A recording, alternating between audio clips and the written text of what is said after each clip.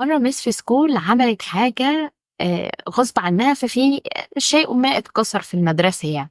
واحد قالت إنه الولد ده هو اللي كسرها، والكل سب. عارفين ليه؟ كله بيقول فلان وحش، فلان شقي، فلان بيكسر، الولد ده هو اللي مؤذي، لا ابعدوا عنه، ده أكتر حد بيأذي.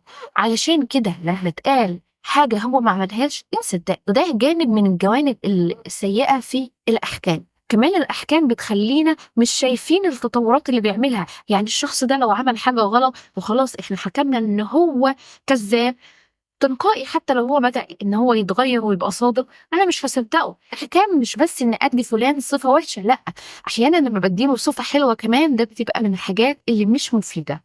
لما بقول طول الوقت فلان ده شاطر، طول الوقت فلان ده طيب، طول الوقت ده فلان فرفوش، بيبقى كأنه في وقت من الأوقات لود على الشخص ده إنه يا جماعة أنا مش عاوز أبقى دلوقتي شاطر، يا جماعة أنا دلوقتي مخنوق، يا جماعة مش طول الوقت لازم أبقى كذا.